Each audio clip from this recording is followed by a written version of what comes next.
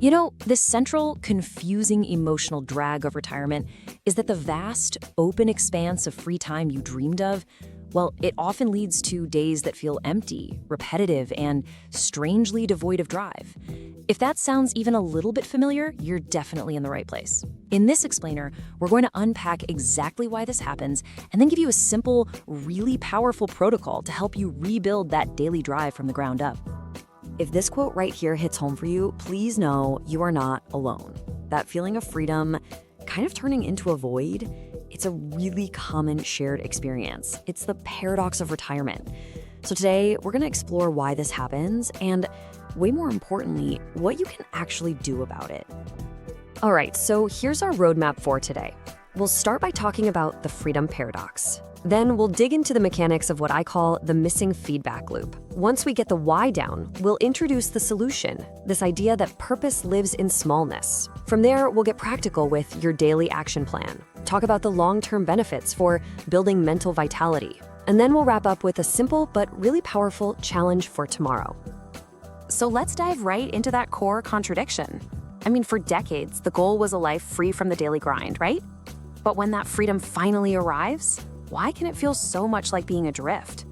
What is really going on here? So if you do feel lost, I want you to hear this loud and clear. It is not a personal failing. It's about losing the invisible architecture that supported your daily life for years. You know, our careers, whether we loved them or not, they gave us two key things we rarely notice until they're gone. First, a constant stream of small defined tasks, or micro-goals, and second, the simple satisfaction of scheduled competence, just having a place to be where you know what you're doing. Without that external structure, trying to build a new one from scratch, well, it can feel completely overwhelming. Now let's go a little deeper into the why. What are the actual psychological mechanisms that just disappear when you leave the 9 to 5? It really all comes down to how our brains are wired for motivation. Okay, so here's the first huge insight, the achievement feedback loop. Just think about a typical workday. Every single time you completed a task, or you crossed something off a list, or even just hit send on an email, your brain got a tiny hit of dopamine. That's that reward chemical that says, hey, good job, keep going. This creates a really powerful self-sustaining loop of motivation. But when you retire, that automatic feedback system, it just suddenly shuts down. But your brain is still looking for those rewards. And on top of that, there's this thing called decision fatigue. And we're not talking about big, life-altering choices here. It's the relentless, quiet drain of all the small decisions. What should I do this morning? What about this afternoon? How should I spend this hour? See, when your day was structured for you, these questions were pretty much already answered. Now, you are the architect of every single minute. And the mental energy that requires, it can be genuinely exhausting. So when you combine the loss of that achievement feedback loop with the constant decision fatigue, you get what we call the unstructured time paradox.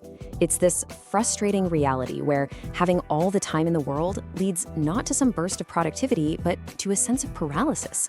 The very freedom you were looking for becomes the source of inertia. But, and this is a big but, just understanding this is the first, most important step to fixing it. So we've defined the problem as a structural one, which is actually really good news because that means the solution is also structural. So now we're going to shift from the problem to the protocol. We're going to introduce a simple but really powerful method for consciously rebuilding that missing framework. And here it is. This is the core principle of that new structure. If you take only one thing away from our time together today, please let it be this. The antidote to feeling aimless is not to invent some grand, sweeping life purpose overnight. The real, sustainable answer lies in engineering small, visible, daily moments of progress. It's all about manufacturing purpose in bite-sized, achievable pieces. This slide shows you exactly what we mean. Let's call it the micro-goal mandate. You have to break down your intentions into their smallest, completable units. I mean, just look at the difference. Be more active is a vague wish. You can't really start it and you can't really finish it. But walk for 15 minutes, you know exactly what that means. You know when you've started it and you know for sure when you've finished it. Same thing with get organized versus sort one drawer. This is the key, trading those vague aspirations for specific, measurable actions. Now, to give this a little structure and balance, the Micro-Goal Protocol, or MGP for short, suggests a 3-goal commitment. Each day, you simply aim for one small micro-goal in each of these essential categories. Mastery is all about learning or improving a skill, reading a chapter of a book, practicing an instrument. Contribution is about connecting with other people, calling a friend, writing an email. And health is about caring for your body and mind, that 15-minute walk or doing 5 minutes of stretching. Together, these create a really balanced sense of daily accomplishment. All right, let's get practical. Let's move from the what to the how. It's one thing to understand the theory, but it's a whole other thing to put it into practice. This section is your step-by-step guide to making the micro-goal protocol a sustainable part of your daily routine. So here are the 4 key actions for applying the protocol. First, create the daily list based on those 3 categories we just talked about. Second, to beat procrastination, you're going to use the 15-minute rule.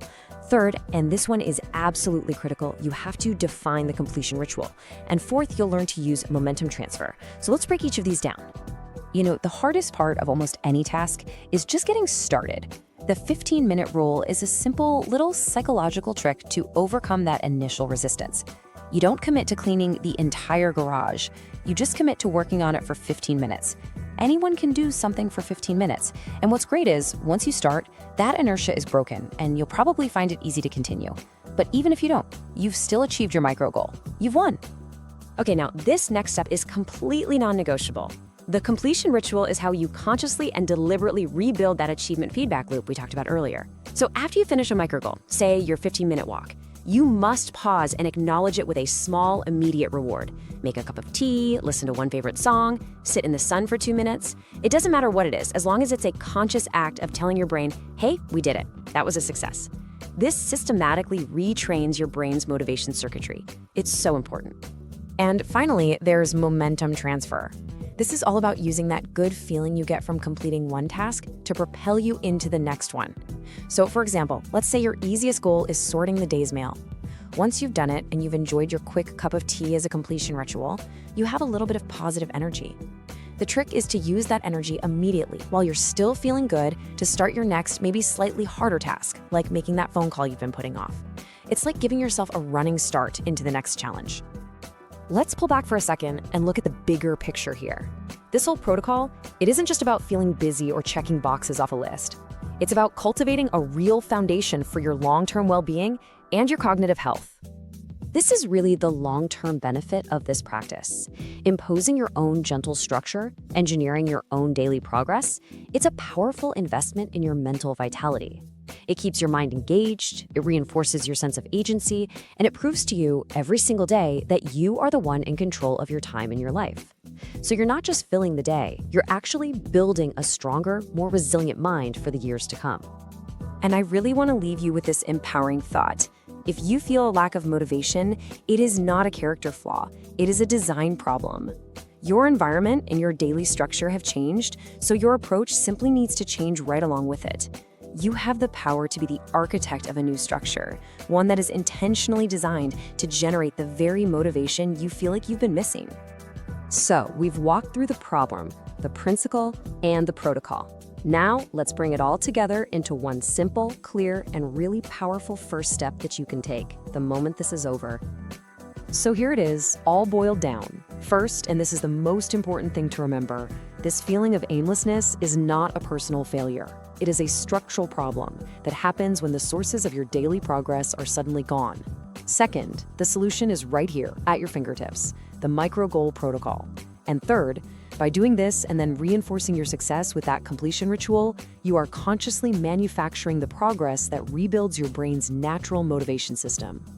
And here is your challenge. Not next week, not someday, for tomorrow. Before you do anything else, just take out a piece of paper or open a note on your phone and write down 3 specific, concrete micro goals. Just one for mastery, like read for 15 minutes, one for contribution, text a family member, and one for health, do 5 minutes of stretching. That's it. This single act is your very first step in rebuilding your momentum. In the end, this is all about a shift in perspective. You are not a passive recipient of your days. You are their architect. You are a goal engineer. And by understanding that aimlessness is simply a structural problem, and by using this protocol to build a new structure, you gain the power to ensure every single day can be filled with a quiet but profound sense of purpose, accomplishment, and enduring confidence. You have the tools. You can begin to build.